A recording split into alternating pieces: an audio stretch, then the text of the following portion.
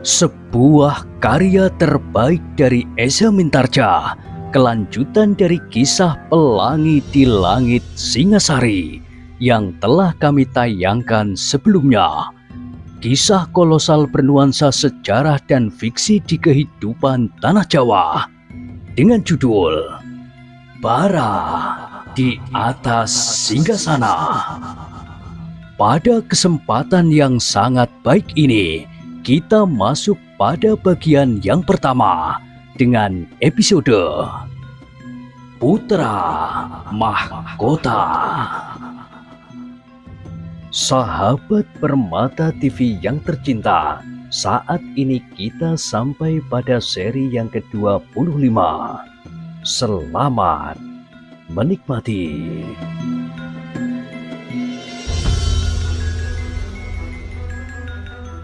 Pada kisah sebelumnya telah diceritakan, demikianlah maka ketika Sri Baginda telah merasa cukup dengan segala macam persiapan, terdengarlah suara tengara. Sebuah bendi yang tergantung tinggi di atas sebatang pohon telah dipukul bertalu-talu. Bendi itu bukanlah bendi biasa di dalam seperangkat gamelan, tetapi para prajurit Singasari percaya bahwa apabila bendi itu meraung dengan lantangnya, peperangan yang akan datang akan dibayangi oleh kemujuran dan kemenangan. Bendi itulah agaknya yang menjadi tengara, disambut oleh tanda-tanda yang lain, sahut menyahut sampai ke ujung pasukan. Maka serentak bergeraklah pasukan Singasari itu memasuki perbatasan Kediri, seperti banjir bandang yang tidak terbendung lagi. Derap kaki mereka seakan-akan telah menggugurkan gunung-gunung, menimbuni lembah yang paling dalam. Di seberang perbatasan, pasukan Kediri yang telah siap pula segera menyongsong prajurit Singasari, tetapi dengan sepenuh kesadaran mereka melihat diri mereka yang terlampau kecil dibandingkan dengan pasukan yang mendatang. "Pertahanan kita berada di sebelah utara Ganter," desis Senopati yang menerima penyerahan pimpinan dari Guber Baleman. Lalu perintahnya yang terakhir sebelum para senopati terjun ke peperangan. "Jangan membiarkan korban berjatuh-jatuhan dengan sia-sia. Kita harus menarik mereka sampai ke Ganter."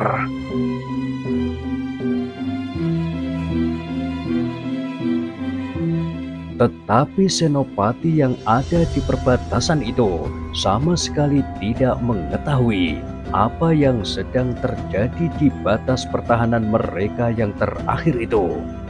Dengan demikian maka prajurit Kediri di perbatasan itu tidak banyak memberikan perlawanan.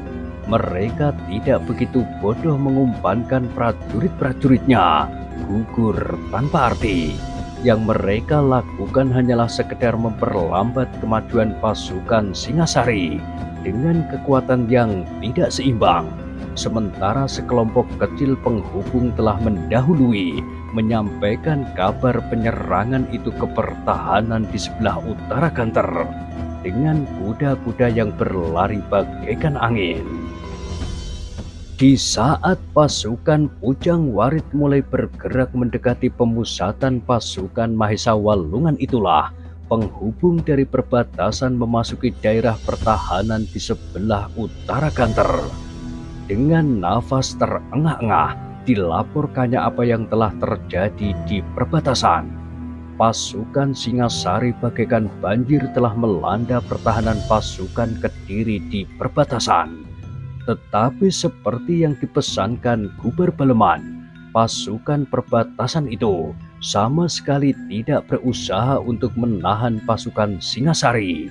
Mereka hanya sekedar menghambat kemajuan mereka untuk memberi kesempatan pasukan Kediri bersiap.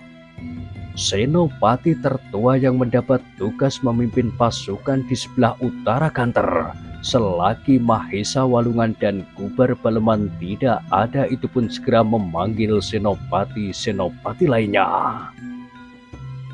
Kita tidak dapat menunggu, berkata Senopati itu. Kita tidak tahu kapan Adinda Sri Baginda Mahesa Walungan dan Menteri Gubar Baleman itu selesai. Ya, kita harus mengatur diri. Mungkin kita perlu memberitahukan kehadiran ini ke istana. Kita melihat perkembangan keadaan kemudian. Maka sejenak kemudian terdengarlah tanda-tanda bahwa pasukan pertahanan yang sudah disiapkan itu untuk menempati garis pertahanan yang sudah ditentukan. Ternyata bahwa prajurit Kediri cukup terlatih. Dalam waktu yang singkat, maka pasukan di sebelah utara Ganter itu pun segera menebar. Dengan lincahnya para senopati, para pemimpin kelompok-kelompok yang lebih kecil mengatur pasukannya di tempat masing-masing, sehingga keseluruhan pasukan itu segera membentuk garis pertahanan yang kuat. Namun demikian, masih terasa ada yang kurang di antara mereka. Tidak ada seorang pemimpin yang dapat memberikan kebanggaan di hati mereka. Mahesa Walungan dan Gubar Baleman, keduanya tidak ada di antara pasukan itu.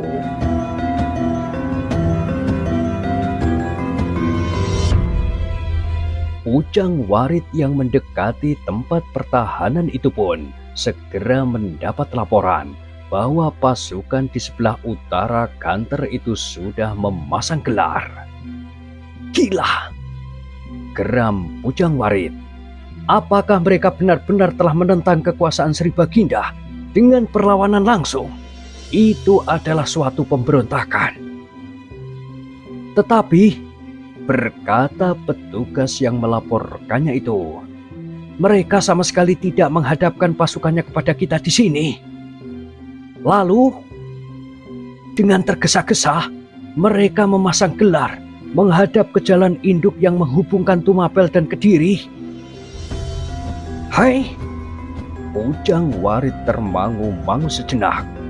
Apakah pasukan di perbatasan sudah mulai bergerak?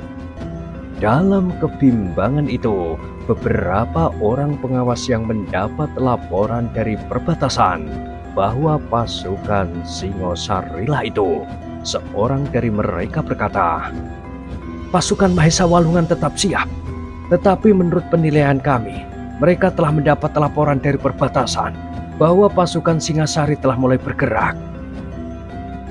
Ujang Warit masih tetap termangu-mangu, sementara langit menjadi semakin lama semakin cerah. Ia mengerutkan keningnya ketika ia melihat beberapa ekor kuda berlari ke arahnya. Penunggangnya ternyata adalah senopati yang diperintahkannya menyusul Gubar Baleman di perbatasan. Hei, kenapa kau di sini? Apakah kau tidak membawa Gubar Baleman menghadap Sri Baginda? Ceritanya cukup panjang, tetapi kini Gubar Baleman sudah menghadap Sri Baginda. Lalu apa kerjamu sekarang? Aku ditahan oleh pasukan Mahesa Walungan di pemusatan pasukannya. Gila, aku sudah siap melakukan perintah Sri Baginda atas mereka. Jangan saat ini. Kenapa? Pasukan Singasari telah menyerbu langsung menusuk ke pusat pemerintahan Kediri. Agaknya mereka mempunyai perhitungan bahwa pimpinan pemerintahan dan kedudukan pemerintahan harus dikuasai lebih dahulu. Dari mana kau dengar? Beberapa orang penghubung dari perbatasan telah datang. Ujang Warit berpikir sejenak, lalu katanya, apakah penghubung itu dapat dipercaya? Tentu, aku melihat mereka dan aku percaya kepada mereka.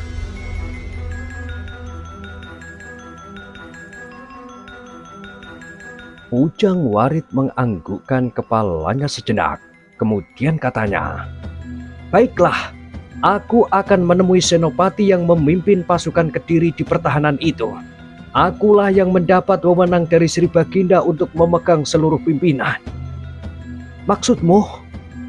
Senopati itu harus menyerahkan pimpinan kepadaku, sehingga seluruh kekuasaan berada di dalam satu tangan, apalagi menghadapi Singasari yang mempunyai persiapan yang matang. mereka tentu akan keberatan. Aku tidak peduli, itu perintah Sri Baginda. Jangan berpegangan pada perintah Sri Baginda. Kita kini menghadapi pasukan lawan. Apapun yang kita lakukan, seandainya kita kehilangan kepemimpinan kita sama sekali, kita tetap wajib mempertahankan Kediri. Oh, kau sudah menjadi dungu pula. Itu adalah mutlak. Perintah Sri Baginda, akulah pemimpin pasukan Kediri. Mereka harus tunduk. Dalam suasana yang lain dari sekarang kita menghadapi lawan. Yang penting kita kerahkan semua kekuatan untuk mempertahankan Kediri. Tidak, aku akan mengambil seluruh pimpinan. Ternyata kau bodoh dan tamak. Senopati muda itu kehilangan kesabaran. Aku berpihak kepadamu karena aku menyangka kesetiaanmu kepada Kediri melebihi kesetiaan Gubar Baleman. Tetapi ternyata aku keliru. Darah Pujang Warit tersirap karenanya. Sejenak ia justru diam mematung. Dipandanginya Senopati muda itu dengan mata yang berapi-api. Namun agaknya Senopati itu pun sama sekali tidak menundukkan kepalanya. Tata susunan keprajuritan Kediri telah benar-benar rusak karenanya. Tidak ada lagi ketaatan pada perintah atasannya. Dan seakan-akan tidak ada lagi jalur kekuasaan yang lurus. Setiap prajurit seolah-olah telah melakukan apa saja yang dianggapnya baik dan berguna bagi dirinya atau bagi Kediri dan Sri Baginda. Aku akan menghadap Sri Baginda, berkata Senopati muda itu kemudian. Aku akan melaporkan bahwa gerakan Singasari tidak terbendung lagi. Gila, itu suatu rencana yang paling gila yang pernah aku tahu. Wajah Senopati muda itu tiba-tiba menjadi tegang. Katanya, kau tidak berhak menahan aku. Aku berhak menahan kau selagi aku menganggap perlu. Kau tetap di sini dan aku pun akan tetap di sini. Maksudmu? Aku akan membiarkan pasukan Mahesa Walungan itu bertempur. Apabila keduanya sudah menjadi parah, maka pasukanku akan datang membantu. Tetapi akulah yang memegang pimpinannya. Gila, itu suatu rencana yang paling gila yang pernah dibuat oleh seorang prajurit Kediri. Aku tidak gila. Aku memperhitungkan akhir dari peperangan ini. Semuanya akan hancur selain pasukanku. Pasukankulah yang akan menumpas pasukan Singasari yang sudah menjadi payah karena pertempuran melawan pasukan Mahesa Walungan itu. Gila, kau benar-benar sudah gila. Pujang Warit tidak menjawab, tetapi terdengar suara tertawanya yang memanjang.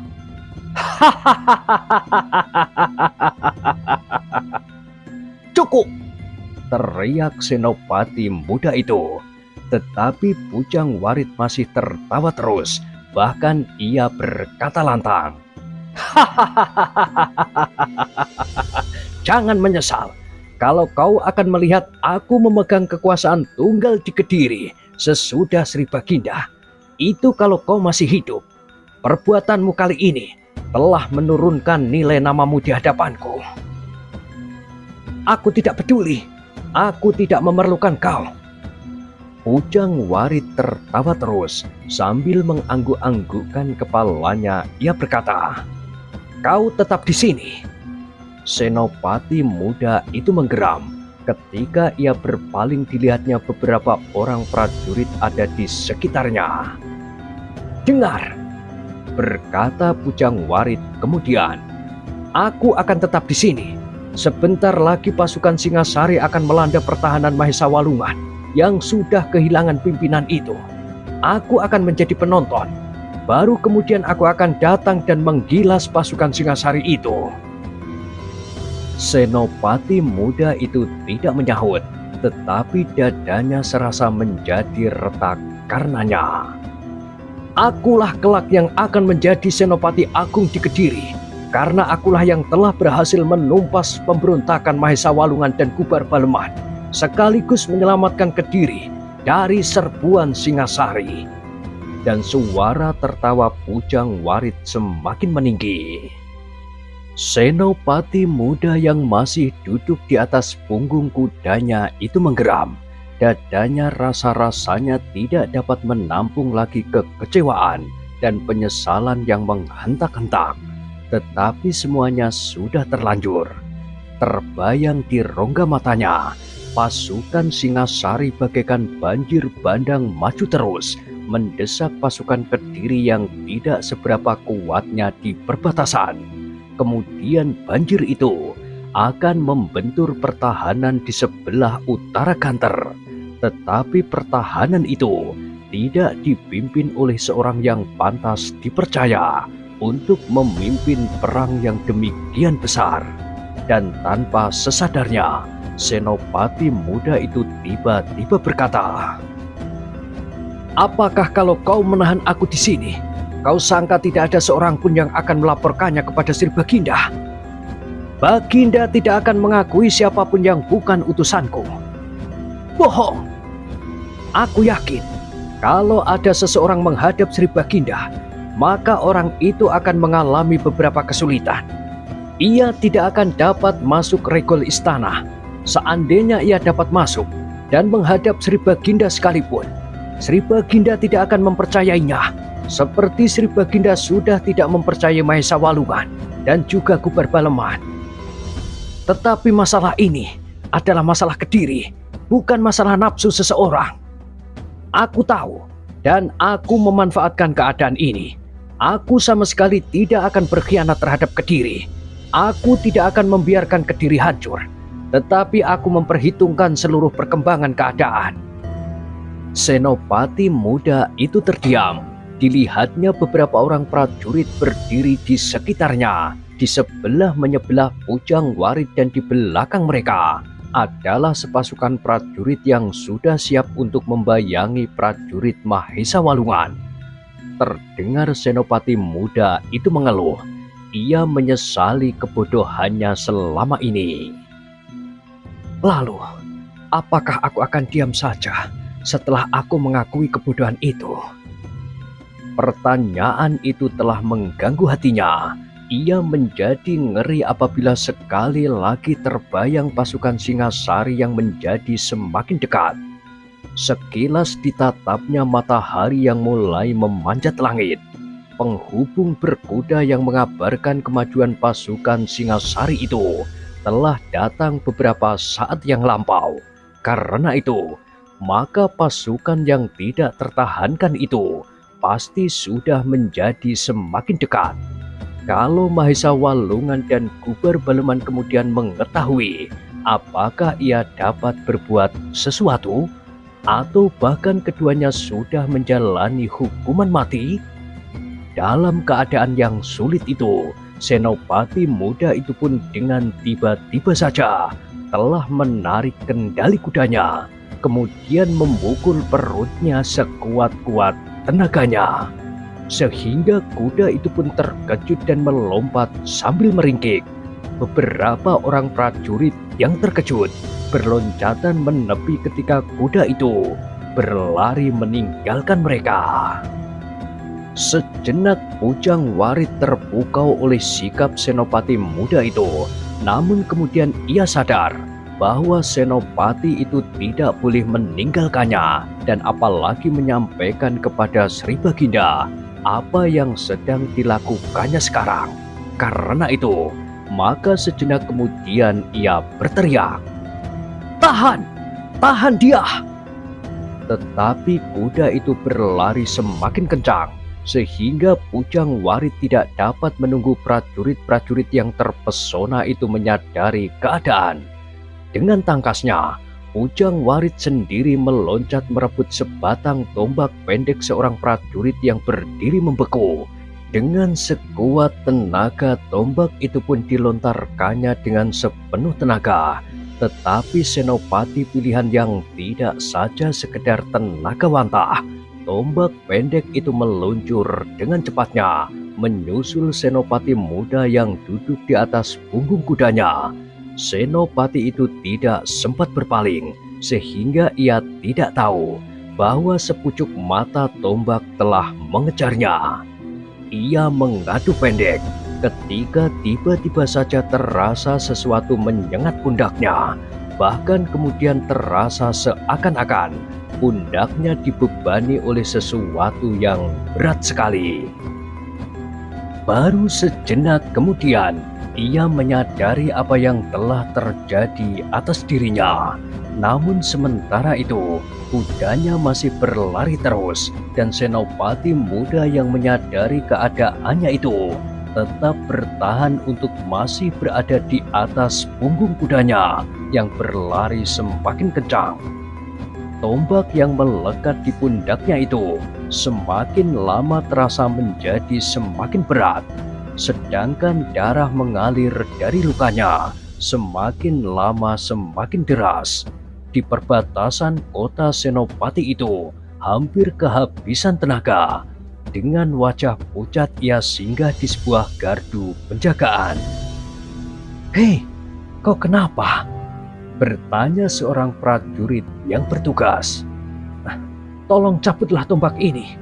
Aku harus segera menghadap Sri Baginda." Prajurit itu menjadi ragu-ragu sejenak, sementara kawan-kawannya pun datang mengerumuninya. "Cepatlah," berkata Senopati muda itu sambil menahan sakit. Sekali-sekali ia berpaling, kalau Pujang Warit atau orang-orangnya pergi menyusulnya. Tetapi agaknya mereka yakin bahwa Senopati muda itu tidak akan mampu bertahan sampai ke istana. "Kenapa kowe?" bertanya pemimpin penjaga itu. "Cabutlah. Aku sudah kehabisan waktu, apalagi aku menyadari keadaanku. Sebentar lagi aku sudah tidak akan mampu lagi berbuat sesuatu." Pemimpin prajurit itu ragu-ragu sejenak, dan tiba-tiba ia bertanya, "Kau berdiri di pihak siapa?" Dada Senopati itu berdesir. Ternyata setiap prajurit di Kediri kini telah dihinggapi kecenderungan untuk memisah-misahkan dirinya. Dan ia merasa bahwa sebagian dari kesalahan itu ada pada dirinya pula, karena ia pun telah berpihak kepada Pujang Warit. "Cepat katakan, kepada siapa kau berpihak? Apakah kalian juga berpihak?" bertanya Senopati yang menjadi semakin lemah itu. "Ya, kami juga berpihak." "Nah, kepada siapa kalian berpihak? Kamilah yang bertanya." Senopati muda itu menyeringai menahan sakit di pundaknya. Kemudian jawabnya, "Semula aku juga berpihak kepada yang manapun juga, yang akhirnya aku sadari bahwa itu sama sekali tidak akan bermanfaat." Senopati itu mengeluh sesaat, lalu katanya, "Sekarang aku melepaskan diri dari pertentangan yang ada di dalam lingkungan sendiri. Kini aku berpihak kepada Kediri. Kita bersama-sama harus menyelamatkan Kediri, karena saat ini pasukan Singasari sedang melanda seperti banjir bandang." Para penjaga itu saling berpandangan. "Cepat, sebelum kalian digilas oleh pasukan Singasari itu."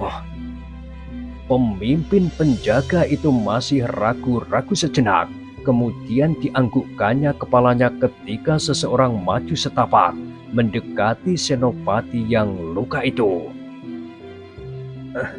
"Perlahan-lahan," desis Senopati itu. Dengan hati-hati tombak pendek yang masih melekat di punggung itu pun kemudian dicabut. Betapa sakitnya! Namun dengan demikian, Senopati itu menjadi lebih mudah bergerak meskipun tenaganya sudah menjadi semakin lemah. "Terima kasih, aku harus segera menghadap." Pemimpin penjaga itu memandanginya sesaat. Wajah yang menjadi semakin pucat itu seakan-akan tidak lagi akan mampu bertahan. Karena itu katanya, "Biarlah seorang prajuritku mengawali kau." Senopati itu diam sejenak, lalu katanya, "Terima kasih, Apakah kalian menyediakan kuda di penjagaan itu? Kau menjadi terlampau lemah. Biarlah ia bersamamu. Senopati itu berpikir sejenak, tetapi tubuhnya memang terasa terlampau lemah, sehingga karena itu katanya, Baiklah. seorang prajurit yang ditugaskan kemudian naik ke punggung kuda itu pula, sambil melayani senopati muda yang sudah menjadi semakin kehabisan darah dan tenaga. Tetapi tekadnya masih tetap menyala di dadanya untuk dapat menyampaikan kabar tentang pasukan Kediri dan serbuan Singasari itu kepada Sri Baginda sendiri.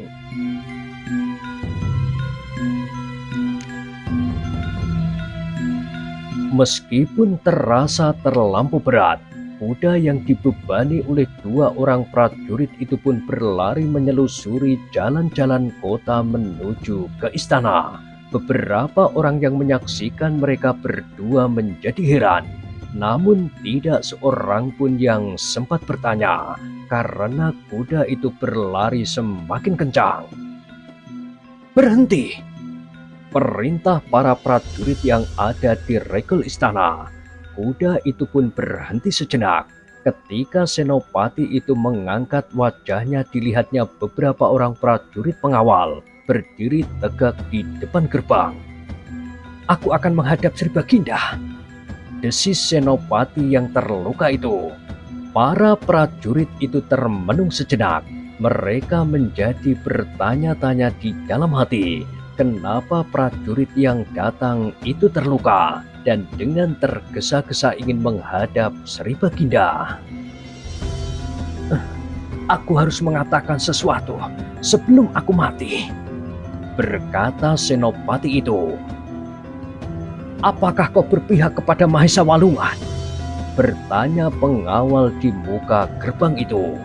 Senopati itu mengerutkan keningnya. Cepat jawab, desak pengawal itu. Oh, desahnya. Kalian semuanya memang sudah dibius oleh perpecahan ini. Tetapi baiklah, aku sebut saja diriku bahwa aku adalah utusan Sri Baginda yang harus memanggil Gubar Baleman ke perbatasan. Atau katakanlah, aku adalah kepercayaan Pujang Warit. Pengawal itu mengangguk-anggukkan kepalanya. Katanya, bagus, kalau begitu masuklah. Istana ini baru saja dikuasai oleh Gubar Baleman. Ia ingin memaksakan kehendaknya kepada Sri Baginda. Untunglah bahwa Sri Baginda tetap dalam pendiriannya. Dan kalian telah bertempur untuk merebut istana ini kembali. Senopati itu menjadi cemas. Tidak, kami tidak bertempur.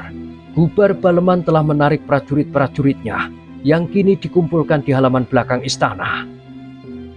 Dan Gubar Baleman sendiri, menteri itu kini sudah ditahan bersama Mahesa Walungan, meskipun masih ada di Paseban. Senopati itu menarik nafas. Katanya kemudian, aku akan menghadap. Cepat, Paseban hampir dibubarkan.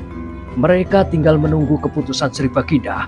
Hukuman apakah yang akan dijatuhkan kepada kedua pemberontak itu?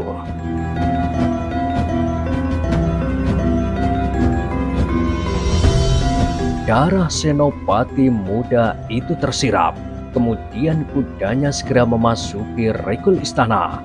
Tetapi di gerbang dalam senopati itu terpaksa turun. Sambil dipapah oleh prajurit yang mengawaninya, ia memasuki regel halaman dalam setelah menjawab pertanyaan-pertanyaan yang serupa. Senopati itu masih sempat melihat kesiagaan yang luar biasa di dalam istana. Setiap sudut, setiap jengkal tanah agaknya telah mendapat pengawasan yang luar biasa. Di pintu Paseban, dua orang penjaga yang bersenjata telanjang telah menghentikannya pula. Namun senopati itu membentak, "Jangan kau tunggu aku sampai mati. Ada masalah yang penting sekali yang harus aku sampaikan kepada Sri Baginda sendiri." Tetapi Sri Baginda sedang membicarakan masalah yang penting sekali.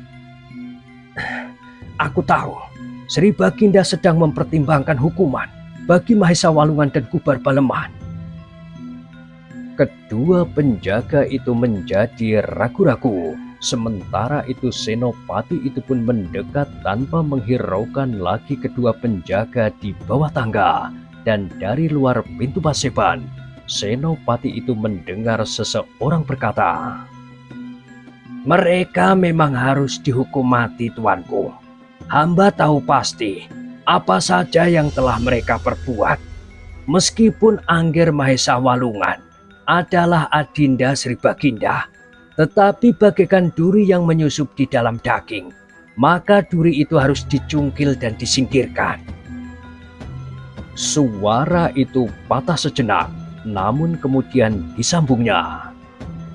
"Kalau Sri Baginda tidak bertindak sekarang, maka keadaan akan menjadi semakin buruk. Mereka telah berani menguasai halaman istana ini, meskipun masih dengan ragu-ragu." Dada Senopati muda itu menjadi berdebar-debar. Paseban dalam itu telah dicekam oleh kesenyapan yang tegang, dan sejenak kemudian terdengar suara yang lain. "Ampun tuanku, hamba adalah seorang penasehat yang tidak berarti. Tetapi hamba sama sekali tidak ingin melihat kedudukan tuanku tergoyahkan. Jadi apakah menurut pendapat kalian, keduanya benar-benar sudah memberontak?" "Hamba tuanku," terdengar suatu jawaban. "Dan apakah keduanya pantas untuk mendapat hukuman yang paling berat?" "Hamba tuanku." Senopati yang di muka pintu paseban dalam itu menjadi semakin gemetar. Gemetar oleh kelemahan yang semakin mencekam dirinya, dan gemetar karena pembicaraan yang didengarnya itu. Tetapi pembicaraan berikutnya sama sekali tidak dimengertinya. Suara-suara di paseban itu menjadi semakin lambat, karena agaknya mereka menyadari bahwa yang mereka bicarakan adalah masalah-masalah yang penting.